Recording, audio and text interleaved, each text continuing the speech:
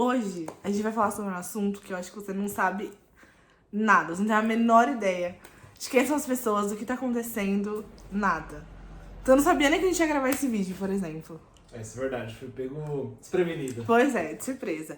E sabe sobre o que a gente vai falar hoje? Olha, você já disse que eu não ia saber, então... Não sabe nada. Acredito que eu não vou saber mesmo, não. Não, a gente vai falar sobre É Assim Que Acaba. Não faço a mínima ideia do que é isso. Pois então, É Assim Que Acaba é um filme que tem a Blake Lively, sabe? A esposa do Ryan Reynolds, Não. Deadpool. Ah, isso sim. Então, ela é a esposa do Deadpool. E o Justin Baldoni, que você provavelmente não sabe quem é. E como que um filme que eles fizeram juntos virou um caso de justiça, tribunais e processos de 200 milhões de dólares. Bom, vamos saber como é que se dá essa história. Então vamos lá. Basicamente, Blake Lively não é só a esposa do Ryan Reynolds, como pensa o Arthur. Ela é uma atriz que fez Gossip Girl, sabe? Conheço por nome, mas nunca assisti, não. Pois então, ela é Serena Van Der Woods, de Gossip Girl. E ela já fez vários outros filmes. Ela fez A Simple Favor. Ela fez um bem famoso de uma mulher que nunca envelhece. Não sei se você já assistiu, eu não lembro o nome desse filme. Não, Mas é uma mulher conheço. que nunca envelhece, enfim. Não que eu lembro, assim. E ela é muito famosa porque ela é tipo um fashion icon. Ela sempre é uma das mais bem vestidas do Met Gala. E ela é muito amiga de quem? Taylor Swift. Mas ela é muito amiga da Taylor Swift, então ela tem ali uma legião de fãs. Principalmente também porque ela é casada com Ryan Reynolds, todo mundo gosta, ele é super engraçadinho, oh meu Deus, oh meu Deus. Juntos eles formam um dos maiores casais de Hollywood. E o Justin Baldoni é um ator que não é um ator de grande expressão, assim, como a gente sabe na grande mídia. Mas ele é um ator, ele fez Jane the Virgin e ele também é diretor, ele tem uma produtora, enfim. Tudo começou quando o Justin Baldoni, que como eu te falei, ele além de ator é diretor, produtor, etc. Ele comprou os direitos do livro da Colleen Hoover chamado É Assim Que Acaba, ou It Ends With Us. E é um livro, né, que fala sobre uma mulher que, enfim, conhece um cara, casa com um cara, sofre violência doméstica, e sobre como ela sai daquele relacionamento. Ele comprou esse direito desse filme, né, e ele, em parceria com a Sony, que ia ser a distribuidora desse filme, fizeram ali um filme, chamaram a Blake Lively pra fazer a personagem principal, que é a Lily Bloom, e começaram aí a gravação. Só que o que a gente percebeu, né? Gravou bonitinho, etc, etc. Passaram aí por uma fase que era a fase da greve do sindicato dos roteiristas, que assolou Hollywood em 2023. Então as produções pararam, tipo, 6 meses quase.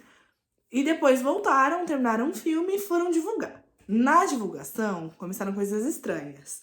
Como, por exemplo, o Justin, além de ser o diretor, ele também faz o papel do marido da Lily, que é o cara que, enfim, né, abusa dela, etc. Então ele tem um papel muito crucial no filme, porque ele é ali um ponto muito importante, né, tipo um vilãozinho da história, e além disso ele é o diretor do filme. E só que ele e a Blake, que é a principal, eles não apareciam juntos em lugar nenhum. Eles não apareciam juntos em nenhuma pré-estreia, eles não faziam entrevistas do filme junto. A Blake fazia entrevista junto com a Colleen, que é a autora do livro, mas ele não tava em lugar nenhum. E a galera começou a achar isso estranho. Como assim o diretor do filme, um dos protagonistas do filme, não tá aparecendo junto com a Blake? E aí a galera começou a perceber também que o Justin tava indo em eventos sozinho pra divulgar o filme, só ele. Então tudo aquilo começou a despertar ali uma curiosidade de uma galera muito boa da cabeça, que é a galera do TikTok, como você deve imaginar. Esses daí, né, são a galera que vai a fundo, né, investiga tudo e descobriu o que tá acontecendo de fato. Pois é, a galera que assim não pode ver um olhar errado, que eles já estão lá e eles estavam. E aí a gente começou a descobrir, né, começou a perceber ali que alguma coisa tinha dado errado nesse set. Tinham tido brigas, tinham tido muitas questões muito mal explicadas. Mas aí, no dia 20 de dezembro, tudo mudou quando o The New York Times postou uma matéria onde a Blake Lively tava começando, não é bem um processo, é tipo uma notificação contra o Justin Baldoni na Vara dos Direitos Civis lá da Califórnia. E nesse documento, ela acusa ele de muita coisa. Ela acusa ele de assédio, ela acusa ele de abuso de poder e, principalmente, ela acusa ele e a equipe dele de fazer uma campanha de difamação gigantesca contra ela. A gente vai, primeiro, separar esse vídeo, toda essa confusão, em 3 partes. Primeiro que é a parte das filmagens, o que aconteceu durante as filmagens do filme. Depois, a parte da produção do filme. E depois, a parte da divulgação e do marketing. Porque todas essas partes têm acusação de todo lado. Então, a Blake acusa de uma coisa, o Justin acusa ela de outra, enfim. Então, pra você fazer essa mistura, você precisa entender tudo que estava acontecendo. Então, começando das filmagens do filme. O filme, como eu te falei, ele passou ali por uma greve, né? Então, ele começou a filmar mais ou menos em maio. E em maio, já, logo nos primeiros dias de gravação, a Blake foi no RH da Sony, bateu lá na porta, falou: oi, quero fazer uma reclamação contra o Justin Baldoni. Falando que ele tava, assim, não tava deixando o set muito confortável para os atores. O pessoal da Sony falou que, como eles eram a distribuidora, eles não podiam necessariamente fazer nada, porque dentro do set, quem mandava era o diretor e a produtora. E a produtora também é do Justin Baldoni. Então, meio que ele comandava ali. Ele manda em tudo, né?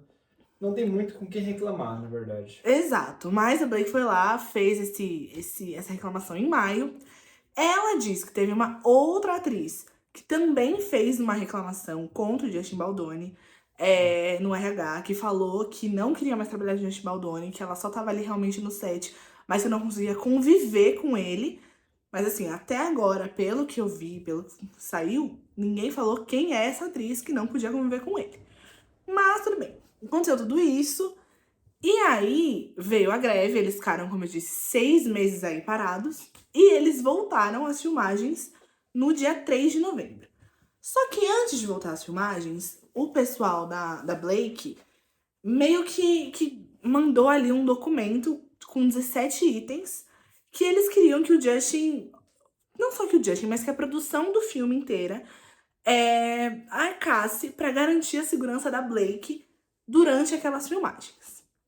Então, nesse documento tem coisas tipo, ela queria a contratação de uma coordenadora de cenas íntimas, porque o filme realmente ele tem algumas cenas sexuais, então ela queria isso. Ela não queria que fossem feitos comentários sobre o corpo dela, porque ela tinha acabado de dar à luz para um filho. Ela também pediu que tivesse um segurança no set durante todo o tempo que ela estivesse filmando, pra ela sentir, não só pra segurança dela, ela coloca que é pra segurança de todo mundo dentro do set, e que ela não queria nenhuma cena improvisada de sexo ou de beijo, né? Tem várias outras coisas, mas eu acho que essas são as mais importantes. Era meio que uma forma de proteger ela, né, e resguardar os seus direitos e tudo mais, né? Exato.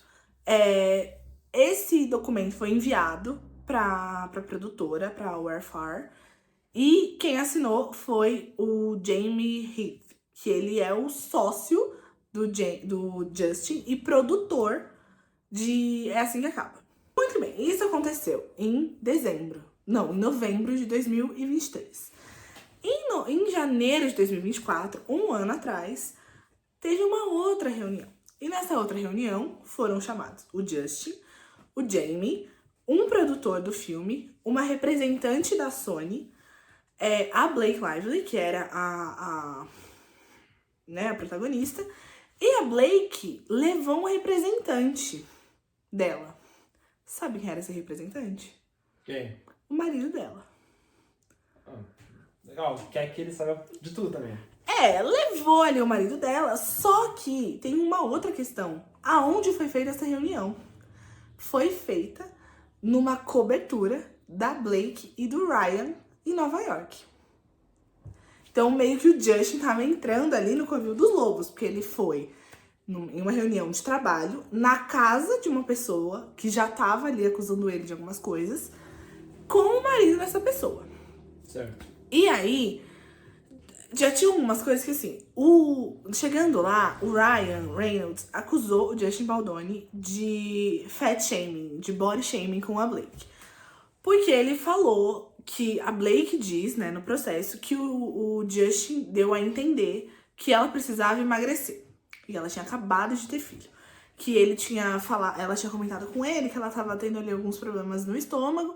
E ele falou que conhecia uma profissional que podia ajudar ele ela com isso, a equilibrar ali a flora intestinal, os lactobacilos, sei lá, uma conversa meio de doido, assim. E ela falou, não, beleza, me apresenta essa profissional. E aí, quando ela foi conversar com essa profissional, era uma especialista em emagrecimento. Meio sugestivo, assim, né? Pois então. E aí, eles disseram também que em uma das cenas, antes de gravar uma das cenas, o Justin perguntou pra Blake quanto que ela tava pesando. Uma cena que ele ia levantar ela, tipo, quanto você tá pesando? E o Justin disse que é porque ele tinha problema nas costas e ele não podia levantar muito peso. Assim, entendível, mas também eu acho que quando você fala isso pra uma mulher que acabou de ter filho, talvez não esteja se sentindo confortável com seu próprio corpo, pode ser um problema. Sim, com certeza.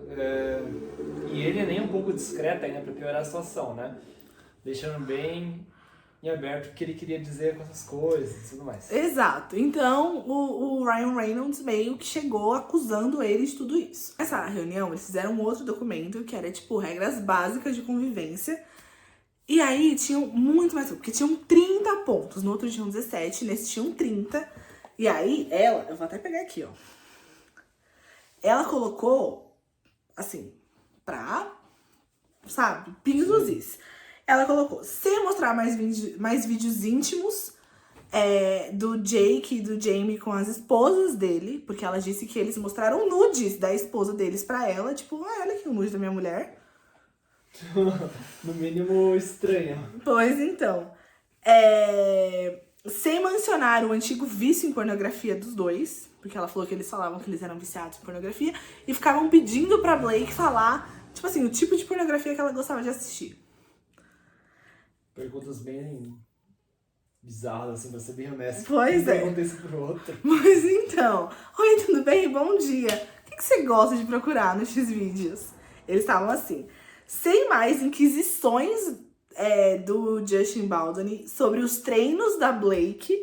Tipo, e aí, você tá treinando? Tá querendo emagrecer? E sem cenas de beijo ou cenas sexuais improvisadas. Tem várias outras coisas, mas aqui eu coloquei meio que o principal. Os pontos mais, não relevantes, mas assim, mais interessantes pra você ver a ideia da situação, né? Pois é. Tipo, eles incomodavam ela. Pois é. E nessa matéria do The New York Times, a gente viu essa lista na íntegra, né? No processo também, eu li o processo e a matéria. Mas eles colocam essa lista na íntegra com todos os 30 pontos. E nesse processo que ela preencheu contra o... Não é um processo, mas enfim, que ela preencheu aí contra o Justin, ela acusa, como eu disse, ela acusa ele de assédio sexual, só que ela fala que ele entrou no trailer dela enquanto ela estava amamentando o filho dela sem pedir, e ela tava ali num momento íntimo, né, tipo, amamentando o filho, que ele entrava várias vezes no trailer dela, onde ela estava sem roupa, então ele viu ela várias vezes nua. Ela, né, além de mencionar que ele, enfim, mostrava pornografia pra ela e etc., ela mencionou que ele insistia em fazer cenas de sexo no filme que ela não achavam que eram necessárias pra história, né, tipo, pra continuidade da história. E também ela falou que ele ficava dando pontos assim, tipo, você precisa ser mais sexy, a sua personagem precisa ser mais sexy. E ela coloca tanto sexy como sexier, que ele ficava falando isso o tempo todo. Isso foi meio que ela colocou ali no processo. E aí, o que fala o Justin Baldwin sobre tudo isso? Vamos lá. A notificação saiu no The New York Times e ele, saiu no dia 20 de dezembro. E no dia 1º de janeiro, saiu que o Justin estava processando o The New York Times em 250 milhões de dólares. Por espalhar notícias falsas e que, não falsas, mas, sabe, notícias incompletas e que manchavam a imagem dele. Ele também rebateu alguns pontos muito relevantes que a gente colocou da Blake, que ela acusou ele. Como, por exemplo, a reunião que aconteceu na casa dela. Isso. Ele falou que nessa reunião eles realmente discutiram sobre os pontos desse documento que apareceu de 30 itens, mas que ele nunca tinha visto esse documento, que esse documento nunca foi enviado, que eles nunca concordaram, e que nesse documento a Blake ela coloca sempre, tipo, no more. Então, no more isso, no more aquilo. E o Justin fala que ela coloca o no more pra dar ideia de que aquilo acontecia antes, mas não aconteceu. Por exemplo, ela falou que ele nunca entrou, ele falou, né, que ele nunca entrou no camarim dela sem ser convidado, que ele nunca forçou cenas sexuais, e que ela colocava no humor pra dar essa ideia de que acontecia repetidamente e de que era um set problemático. Então ele falou que isso nunca aconteceu e ali tem um ponto, porque o documento de 17 itens, eles tinham assinado realmente pelo Jamie Heath. E esse documento de 30 pontos, a defesa da Blakely não coloca em anexo do processo nenhuma assinatura. Tipo, não tem assinatura de ninguém da produtora, nem do Justin, nem de nada. Então, realmente, não dá pra saber se eles realmente sabiam sobre esses pontos. Se era uma coisa que foi combinada por eles. Sim, até porque, né, se o documento existir e não tiver assinatura de ninguém e tudo mais, não é válido, né? Pois se então. ambas as partes não concordaram. Pois então. E aí ele fala sobre essa reunião também, que o Ryan Reynolds, na parte da Blake, diz que o Ryan Reynolds defendeu ela, mas nessa parte do Justin, ele fala que o Ryan Reynolds atacou ele, tipo, meio que gritando com ele, e pelo que ele coloca no processo, tanto o produtor que tava lá, quanto a representante da Sony, ficaram, tipo assim, estarrecidos com o que estava acontecendo. O produtor até fala numa matéria da revista Variety que ele nunca viu, em 40 anos de produção, que ele nunca viu ninguém se comportar daquele jeito. E aí, o que acontece? Ele começa a bater nos pontos das acusações dela. E aí, por exemplo, a acusação de que ele invadiu o trailer dela enquanto ela amamentava. Ele coloca no processo uma mensagem da Blake que ela fala assim pra ele. Estou no meu trailer amamentando. Quer passar aqui pra bater o texto? E aí ele fala, tô terminando de comer com a equipe e já passo aí.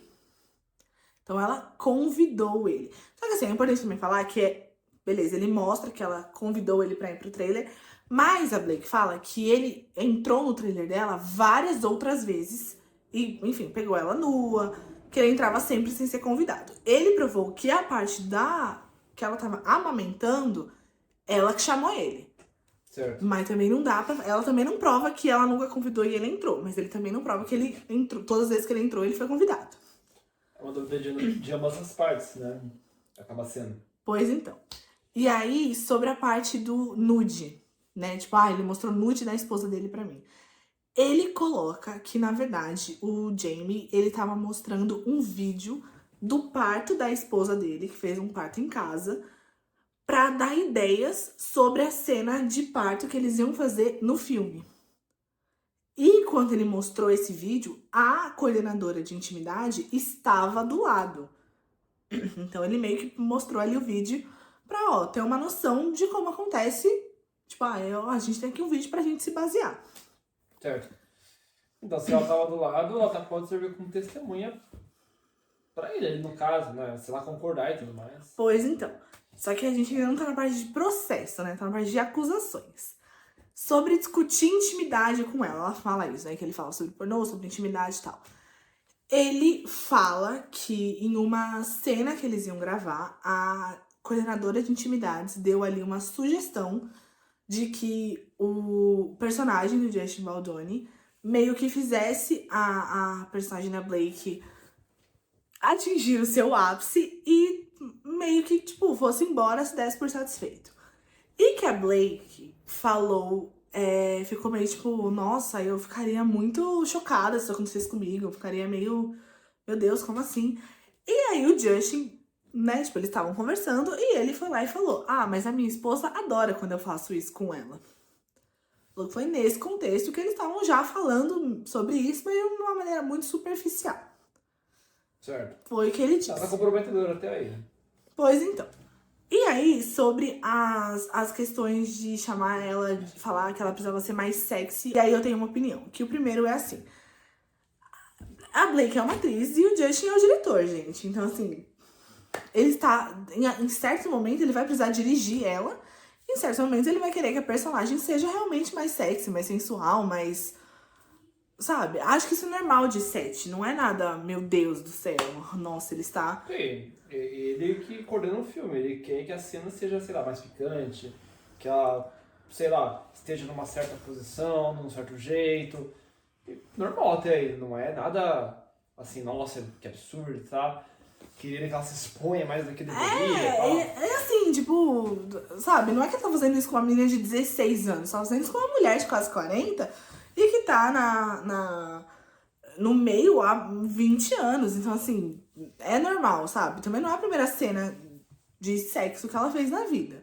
Então, tem ali esse ponto. Só que o Justin, ele coloca o seguinte, que ele mostra uma mensagem da Blake, porque a Blake, ela meio que pegou essa parte de figurino, de stylist pra ela. E aí ele mostra uma mensagem onde ela fala assim, eu acho que a gente tem que escolher esse aqui porque esse fica mais sexy. Então ela querendo que a personagem seja mais sexy. E aí a gente pega esse ponto pra falar de uma outra coisa. E pra entrar na parte da produção. A Blake, ela já é meio velha de guerra nessa indústria. E ela não é a melhor pessoa do mundo, vamos dizer assim. Ela não é a co-star mais fácil do mundo. Ela meio que brigou com muita gente que ela trabalhou junto. Inclusive a galera de Gossip Girl. Tipo, ela meio que não fala com quase ninguém. Sabe? Brigou com a... Nossa, com muita gente. Assim, eu esqueci o nome da menina que faz Simple Favor com ela. Mas que é uma menina que, tipo, fez até Crepúsculo, a Jéssica do Crepúsculo. Anna Kendrick. Brigou com a Anna Kendrick. A gente não sabe se brigou, mas pararam de se falar. Sim, sim, já tem meio que um histórico problemático, né? Exato. Que compromete mais ainda a versão dela, as pessoas confiaram no que ela fala e tudo mais. Pois é. E a Blake, ela, como a gente já falou aqui, ela é casada com o Ryan Reynolds e eles juntos são um casal muito midiáticos que as pessoas gostam muito. Então, às vezes eles são chamados para um filme não só pelo talento, que eu não acho a Blake uma grande atriz assim, mas também pelo burburinho que eles vão causar, pelo que eles trazem de mídia, enfim, de marketing. Então, óbvio que quando você tem esse tipo de ator junto com você, o ator ele não é só um ator. Um ator ele também trabalha como produtor executivo, que é, por exemplo, o que a Margot Robbie fez em Barbie, que ela trouxe patrocinadores pro filme, etc. Mas a Blake, no caso de É Assim Que Acaba, ela foi chamada pra ser só a personagem principal. Ela não era nada além disso. Ela não foi chamada pra ser roteirista, pra ser stylist, pra ser produtora, pra ser, sei lá, assistente do diretor. Ela foi chamada pra ser atriz. Só que o Justin Baldwin falou que ela... Assim, muito do que eles colocam no processo do Justin Baldwin é que a Blake, na verdade, queria o controle de todos os aspectos do filme. Que ela começou primeiro com o figurino, porque ela começou a dar muita ideia. Mas eu acho que o figurino tem que ser assim, eu acho que o figurino tem que ser aquele e tal. E o figurino do filme, assim, é horroroso, de verdade. É uma coisa... Meu Deus do céu. Mas ela deu todos esses toques. E eu acho que ela deu muito também porque ela é muito conhecida como fashionista. A galera tem muito ela como fashionista. Então ela quis também trazer muito esse lado. Mesmo que ela não fosse a escala para isso, quis dar um toque, né? Exato. E assim, ter muito essa coisa do... A Margot Robbie tinha acabado de fazer muito sucesso com Barbie. E a Margot Robbie tava muito nas coisas de Barbie.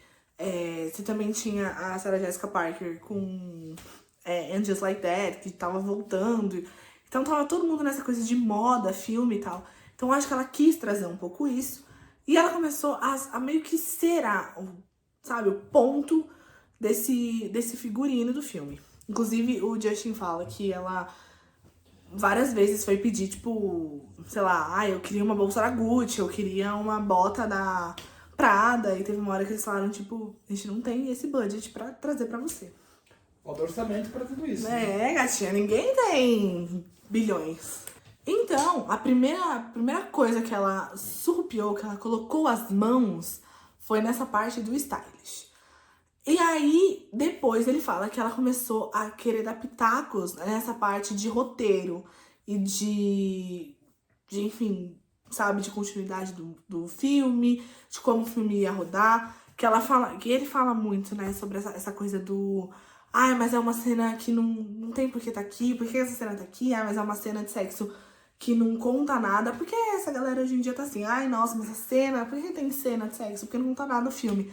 Às vezes você precisa ter ali sabe, você entender o quão íntimo era o relacionamento dos dois personagens. E o diretor, gente, o homem, vamos lá. Eu acho que as pessoas esquecem, às vezes, que esse homem comprou os direitos. Ele pegou o dinheiro dele e ele comprou os direitos do filme. Então, assim, meio que o filme era dele, ele tinha que fazer como ele queria. Exato. Tipo, até porque ela não foi escala pra isso, né? Ela foi contratada assim pra ser somente atriz. Pois é, e dizem que quando, tipo, meio que falavam pra ela, então, Blake, mas não é bem isso que você tá aqui pra fazer, ela ameaçava ir embora. Ela vai, então tô indo embora, tô saindo do filme. E aí a Sony ficava tipo assim, não, pelo amor de Deus, calma, vamos resolver isso, o que você quer? E aí a Sony foi cedendo as exigências dela nessa parte de filmagem. Até que chegou a parte de produção do filme. Tipo, filmou todo mundo, vamos aqui montar o filme. E o Justin Baldwin chegou pra produzir o filme e ela tava lá na sala. Sendo que ela tecnicamente já tinha sido dispensada, não precisava mais aparecer, sabe? Vai cuidar do seu filho, vai fazer outra coisa da sua vida. Não, mas ela tava lá porque ela queria fazer parte da produção. E aí, o Justin Baldwin falou que começou, né, ali a ter realmente... que eles começaram a ter problemas. E ela demitiu um produtor dele, tipo... um editor ali, que ela falou, não quero mais, e demitiu, sem avisar ele, que era, de novo, o dono do filme. Não avisou ele, só demitiu o menino e falou, é isso, beijo, não precisa voltar amanhã. Que ela começou tipo assim, montar o próprio filme dela sem a permissão dele, sem aprovar nada com ele. E aí eles mostraram uma mensagem que ele manda pro time dele, pro time de edição da produtora, que inclusive o nome do grupo era Dream Team, que ele fala, tipo, galera, então, eu não consigo mais participar da parte de produção, meio que estão me tirando, mas foi muito bom trabalhar com vocês, fiquei muito feliz, e é isso, vamos entregar esse filme e bola pra frente. Meio que, tipo, sabe, quando você fala, gente, faz aí o que você quiser, quando você cansa de bater palma pro doido dançar, então, ele deixou o doido dançando e foi embora, e a Blake meio que foi lá e montou o filme dela. Então ele basicamente abandonou o filme dele. Tipo assim, né? Ele não é que ele abandonou, mas ele meio que deixou ela montar lá a versão dele. Tipo, não vou ficar aqui montando. Depois ele até fez uma versão, né? Tipo, a versão dela e ele fez a versão dele. Só que ele também não ficou discutindo com ela nem nada. E aí, chegou no final da produção, o que aconteceu? Tinha uma versão do Justin Baldwin, que é, de novo, o diretor e a pessoa que comprou os direitos do filme, e uma versão da Blake, que era a atriz principal. E aí, tinham duas versões. A versão do Justin, basicamente, tinha que ser a versão feita, né? A versão oficial. Exato. Só que a Blake falou assim, sabe o que eu acho? E se a gente mostrasse as versões sabe, numas sessões especiais, e a gente deixasse o público escolher que versão que ia chegar, porque eu acho que as duas estão tão boas e tem tantas ideias do filme, nananã, em uma tradução livre aqui. Tipo, meu Deus, que pessoa insuportável, sabe, minha filha? Ninguém nem quer você aqui, você tá aí querendo fazer votação. Isso não é uma democracia. Ninguém precisa votar no filme. Certo, e aí, o que foi decidido? E aí foi decidido que eles iam fazer isso. Que eles iam exibir duas versões. Pra voto popular, né, no caso. Não era bem voto popular, era tipo assim, eles iam chamar uma galera muito selecionada pra escolher ali a versão final. E aí, a versão selecionada foi a do Justin Baldwin. Tipo assim, a galera gostou mais da dele, votou na dele, falou, não, essa aqui tá melhor. E aí a Blake não gostou. Não gostou do resultado de eleições que ela mesma propôs. Falou, não, tá errado isso. Realmente, essa pessoa aí... No começo da história você até pensa em defender ela, mas vai chegar mais pro final você vê que essa mulher é problemática. Isso sim. Pois então, e aí o que ela fez? Ela foi na Sony e falou pra Sony que a versão oficial, a versão final tinha que ser a dela. E a Sony falou, pois não, senhora Blake. Fechado. Aceitou. Então, de novo, o homem comprou os direitos, dirigiu o filme, teve que conviver com essa chata. E aí, no final de tudo, ele não teve o filme que ele queria. Nossa. Tipo, ele não pôde nem... Injustiçado mesmo. Pois então. Meio que só gastou dinheiro à toa. Só que aí, chegou na parte de divulgação do filme. E aí que a gente entra num ponto muito importante. O Justin Baldwin, ele é um feminista. Sabe? Ele é um cara que ele é muito aliado à causa feminista. Ele é muito parceiro das mulheres. Ele é muito, sabe? Ele tem TED Talks sobre como homens podem ser aliados e tal. E assim, não é que a gente não goste disso, mas a gente que é mulher, a gente fica com um pouco de pé atrás. Tipo, ai, gato, jura? Uau. Só que aí, durante a divulgação do filme, aconteceu uma coisa. Como eu já disse, eles não divulgaram o filme juntos, eles não estavam juntos nos mesmos lugares. Tipo assim, o Justin Baldwin nem aparece no trailer oficial do filme. Do trailer não, perdão, no pôster oficial do filme. Complexo. Mas, aconteceu uma guerra de narrativas. Quando a gente tá falando de marketing, a gente precisa falar de uma coisa muito específica, que é guerra de narrativas. Não importa, eu acho que nem agora que esse caso tá indo pra tribunal e tal, mas a verdade é que não importa quem tá certo, quem tá errado, quem vai ganhar o processo, quem não vai. O que importa é quem vai vender melhor a história pro público. Quem o público vai acreditar mais, vai abraçar e etc. Só que aí, eu acho que tem uma questão muito específica que é, antes de começar a divulgação do filme, no dia 31 de julho, o Justin Baldwin, ele fez uma movimentação estranha. Ele contratou uma equipe de gestão de crise. E até aí você se pergunta, mas que crise? Se o filme meio que já tava, né, ali colocado, agora já tá tudo do jeito que ela quer, que crise que você vai gerir? Só que ele não contratou qualquer equipe de gestão de crise. Ele contratou uma pessoa chamada Melissa Nathan. E essa pessoa foi a PR, Relações Públicas, e a gestora de crise do Johnny Depp durante o processo contra a Amber Heard. Então são pessoas realmente boas, né? No que fazem. Pois é, muito boas no que fazem e que já tinham expertise em processos, principalmente nessa guerra de narrativa de, né? Quando você tá falando de um homem contra uma mulher. Então, Já estão preparados, pois é. E aí, era uma coisa que se ficava meio assim, ué, galera, mas como assim?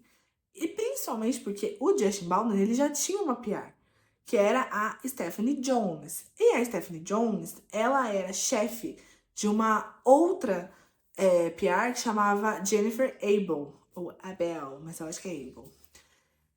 E essa Jennifer, ela foi trabalhar no time da Melissa Nathan com o Justin Baldwin. Então ela saiu da antiga, né, da pessoa que gerenciava a carreira do Justin Baldwin e foi pra nova. E é uma coisa muito importante que a gente tem que gravar.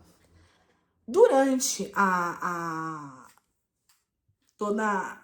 todo o marketing do filme, toda a divulgação do filme, o que aconteceu? A Blake, ela tava sempre sorrindo muito e, sabe, cabelo sempre muito bem feito, e maquiagem.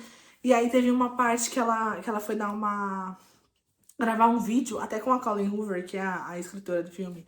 e que ela fala pra galera, tipo, ai, peguem os seus vestidos floridos e vamos assistir, e é assim que acaba, tal. Hello, Blake Lively here. Colleen Hoover. And It Ends With Us is in theaters now, so grab your friends, wear your florals, and...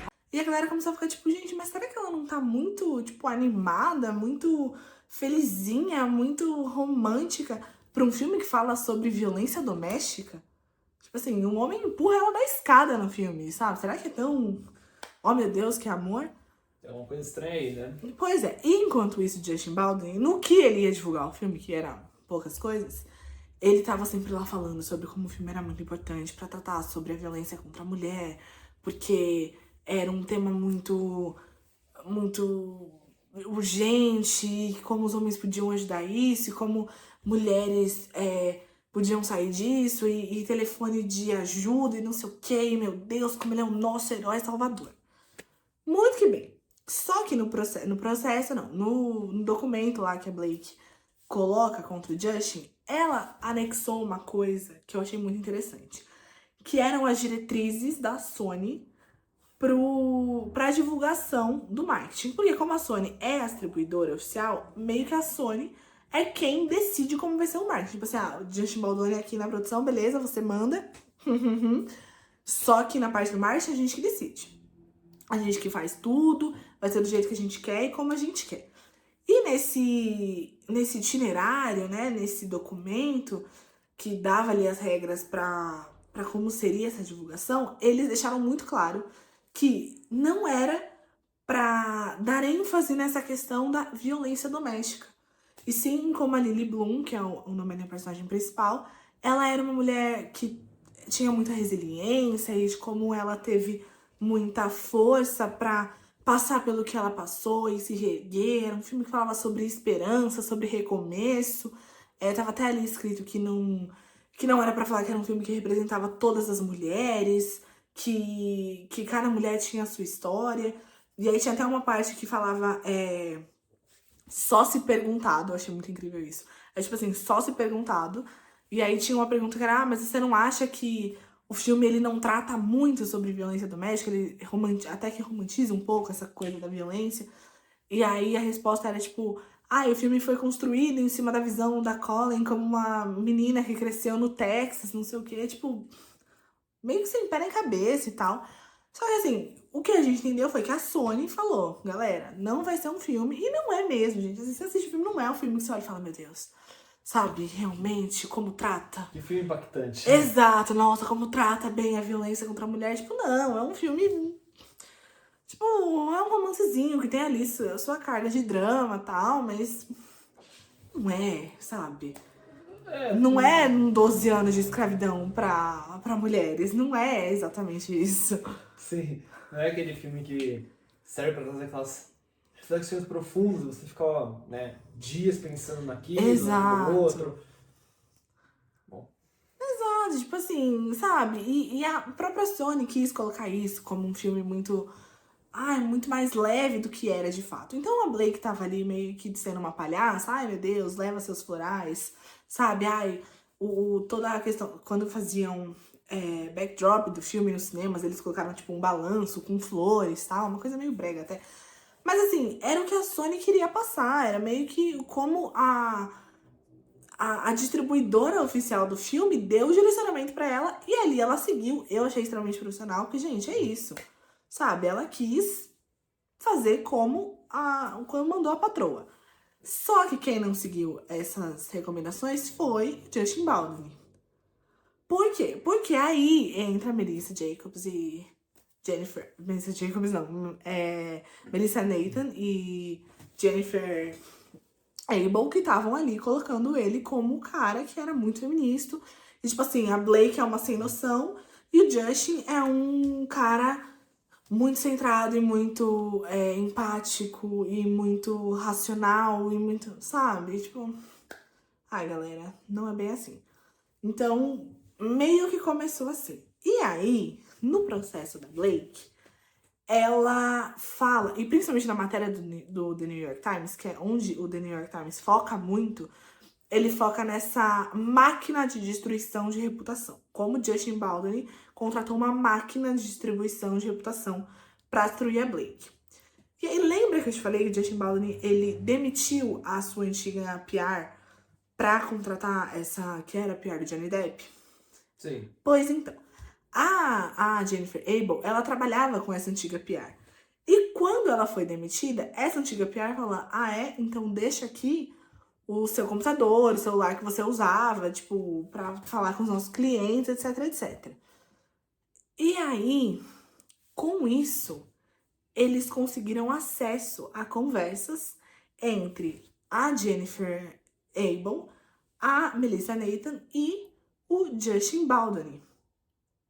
E nessas conversas, o Justin Baldwin e a Melissa, e todo mundo tava ali, assim, galera, eles realmente tinham um plano pra destruir a reputação da Blake.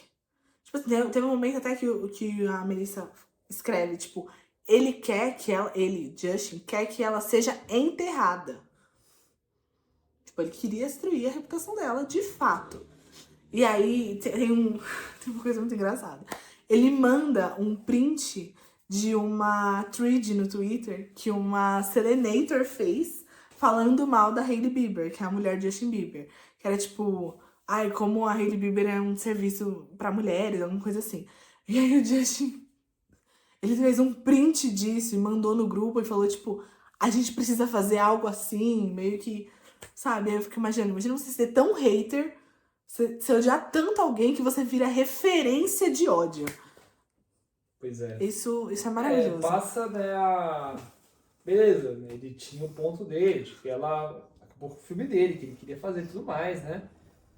Mas é meio desnecessário isso que ele tá fazendo, né? Possa ser bem até meio infantil, né, da parte dele. Então, sim e não. Por quê? Porque isso, na verdade, é meio que o normal em Hollywood e em qualquer meio de publicidade. Você quer vender, você precisa vender o seu cliente ou você mesmo como um cara incrível. E até a própria Blake, sabe? A Blake, ela não... Ela demorou um pouco pra entrar nessa guerra, talvez, mas ela também precisava se vender ali como uma menininha leve, que tava tratando disso de uma outra maneira. Que não queria trazer esse peso todo pro filme, enfim. Então, essa guerra de narrativa realmente aconteceu. Nessa parte do marketing, né, dessa parte da difamação, a única coisa que o processo do Justin, ele meio que rebate, é porque saiu uma matéria no Daily Six, Daily Mail, nossa, eu misturei 2 nomes de jornais, no Daily Mail, que fala, tipo, que pegava todas as frases problemáticas da Blake, que são muitas, porque ela é uma sem noção, e colocava ali num compilado. E aí a Blake, né, no processo da Blake, colocou como se ele tivesse implantado aquela notícia, o que é normal, você tem realmente PRs que implantam notícias, não só notícias ruins, sabe? Mas tipo, sei lá, eu fiz um vestido novo, e eu vou lá e contrato um PR pra colocar o meu vestido novo na Vogue, por exemplo. Então ela acusou eles disso e depois ele mostrou ali numa conversa que, na verdade, a matéria tinha sido feita organicamente. Realmente, o Daily Mail falou, não, eu quero falar mal da Blake, porque sim. Sim, então não tem muito que ela argumentar contra isso. Contra esse ponto, não. Ela tipo, realmente ele colocou organicamente, mas sobre os outros, sobre... Assim, realmente existiu uma campanha pra meio que colocar a Blake como uma sem noção e o Justin como salvador feminista. Inclusive, a defesa do Justin, que é feita por um advogado super... Nossa, deixa eu até pegar o nome dele aqui.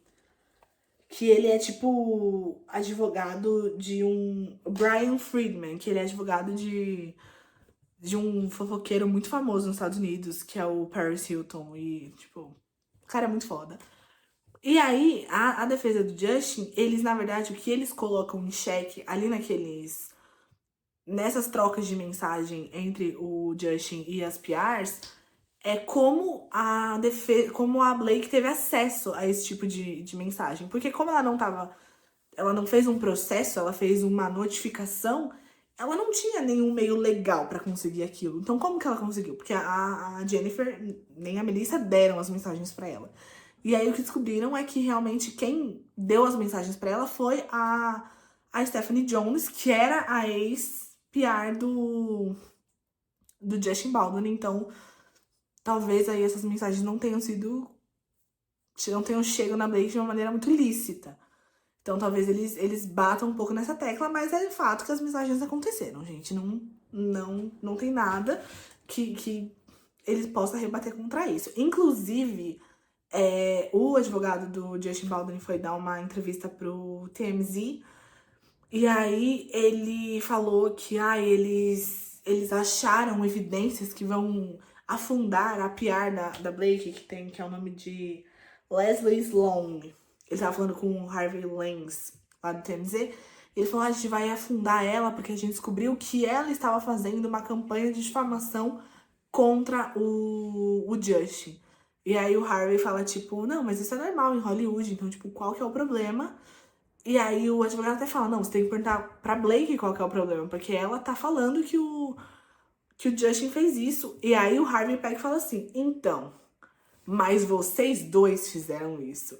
Porque a gente recebeu, sim, documentos da equipe do Justin Baldwin querendo acabar com a Blake. Ele falou, a gente recebeu esses documentos antes de tudo, mas a gente também recebeu documentos da equipe da Blake querendo acabar com o Justin. But when it comes to publicists trying to manage a story, plant a story, skew a story, kill a story, we've seen that from every publicist in this town. So I don't understand why this case is different. I think you'd have to ask Blake Lively and her people, because they're the ones that started this case. And they started this case by claiming there was a smear campaign. And what I'm about to show everyone, frankly, are the receipts that show it's not a smear campaign. As a matter of fact, the smear campaign was started by Leslie Sloan and Stephanie Jones. And it's all right there for everyone to see. Both sides tried to skew this story because we've been on the recipient end of that. Justin's team, Blake's team. We're on that receiving end. We've seen it. So that's the part I don't get. Well, I'd say this, Harvey, you just kind of made yourself a witness. So what I would say is save Well, that's your okay. receipts. I'm okay with that because I could talk about things that Blake's team did to him and things that Justin's team did to Blake. And I could talk about both. E basicamente esses documentos, eles colocavam o Justin como um cara que assediou a galera no set, que era uma pessoa muito difícil de trabalhar, e que era por isso que ninguém do elenco seguia ele, e que ele tinha muitos processos, mas muitas reclamações no RH da Sony. E aí a Variety, que é a revista que eu peguei muito as partes do Justin, até foi falar com a Sony e perguntou, tipo assim, tem alguma denúncia contra o Justin no Human Resources? E ela falou, tipo, não tem. Não tem nenhuma denúncia contra ele aqui. Então, aí ela se queima, né? Porque tava falando coisas que, não sei se ela inventou ali na hora, se ela tirou da fontes duvidosas dela, não sei. Então, mas era meio, tipo assim, eles meio que estão inventando coisas pra um atacar o outro, né? Tipo, meio que é isso que os dois estão fazendo. Só que a Blake, ela foi talvez menos inteligente nessa parte, não sei. Ou menos competente a equipe da Blake, porque talvez não tenha conhecido muito essa história e a galera acabou comprando mais a história do Justin falando dela, né? E de novo, tipo, porque ela é uma sem noção que tava usando flores quando ela só tava seguindo ali as diretrizes da Sony. Agora, o que fala o The New York Times, que tá aí correndo um risco de fazer um Pix de 250 milhões pro Justin Baldwin. Na verdade, não só pro Justin, o processo do Justin contra o The New York Times é um processo coletivo. Então, tipo, tem o Justin Baldwin, tem a Melissa Nathan, tem a Jennifer Abel, tem uma galera ali, tem o produtor e sócio do Justin. Assim, todo mundo vai levar um pouquinho de dinheiro. é um prêmio da Mega Sena aí da virada que eles vão estar dividindo. Mas aí o The New York Times falou que entrou em contato com a equipe do Justin Baldwin e que não tiveram retorno, né? Que eles fizeram o que manda o jornalismo e que não tiveram retorno. Só que aí a gente ficou sabendo de uma coisa. A equipe do Justin Baldwin falou que realmente o The New York Times entrou em contato com ele falando assim, ou então, o que você vai falar sobre esse documento que a Blake Lee colocou lá na vara civil contra vocês. E eles ficaram tipo assim, a gente não tá sabendo de documento nenhum. Ah, vocês não estão sabendo? Então, é que a gente teve acesso e a gente vai... E esse tipo de documento é um documento que fica em sigilo, a não ser que ele vaze pra alguém. Então, quem vazou esse documento do New York Times? A própria Blake. E eles falaram, então, a gente vai fazer uma matéria sobre isso, e aí a gente quer saber o seu lado, só que tem um problema. Essa matéria vai ao ar em 14 horas, então em 14 horas eu preciso que vocês leiam o processo, peguem provas que contradizem, se arrumem aí, pra vocês me mandarem a versão de vocês pra eu colocar aqui, tá bom? Isso no dia 20 de dezembro. 19 de dezembro. Então eles tinham 14 horas pra montar uma coisa assim de última hora, literalmente, né? Sim, e 14 de dezembro, tipo assim, 19 de dezembro, galera, tava confra de Natal, entendeu? Ninguém tava fazendo isso, mas o New York Times falou, tipo, não, a gente quer que você faça isso agora. E eles não conseguiram fazer, óbvio, e ainda falaram que o The New York Times soltou a matéria 2 horas antes do final do prazo de 14 horas. Então, com 12 horas, tipo assim, te ligaram 6 da tarde, 6 da manhã falaram, tipo, então, tive que postar. Então, meio que não foi muito as práticas jornalistas ali como deviam ser. Então, por isso que eles estão sendo processados, inclusive, em 250 milha. Só que o Justin Baldwin, ele não tá satisfeito. Ele não vai parar. Ele vai processar quem ele puder. Ele pode processar a gente por esse vídeo, inclusive. Porque agora, o advogado do Justin Baldwin, ele entrou em contato com a Disney, sabe? Com a Disney / Marvel, pra pedir todos os documentos que sejam associados à construção de personagem do Nice Pool, que é um personagem ali do Deadpool versus Wolverine. Por quê? Porque esse personagem fez algumas piadas que podem ter sido indiretas pro Justin Baldwin, e aí ele se sentiu mal. Como, por exemplo, porque a Blake Lively, ela faz uma aparição como Lady Pool. Ai, eles são tão breguinhas, né? Mas ela faz uma aparição. E aí eles fazem algumas piadas com ela. E aí uma das piadas é... Tipo assim, ele pergunta, onde que tá o coordenador de intimidades? Tipo, preciso dele agora. E aí teve uma outra que ele fala pra Lady Pool, tipo, nossa, parabéns por voltar ao seu corpo normal em menos de 3 meses depois de dar à luz. E aí tem uma outra que o cara é, tipo, super misógino com ela, nem sei qual é a piada. E aí ele responde, o Nice Pool fala, não, mas não tem problema não, porque eu sou um homem feminista.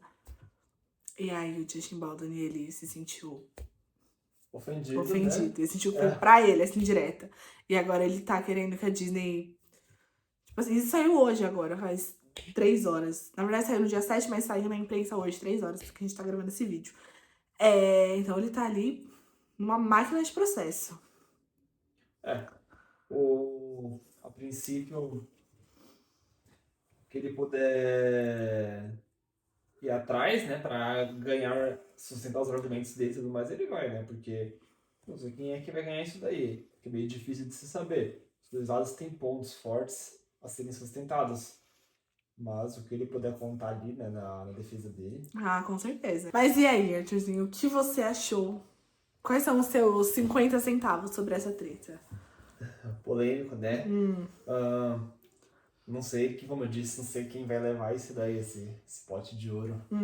Porque, obviamente, se o New York Times perder, ele tem que pagar, né?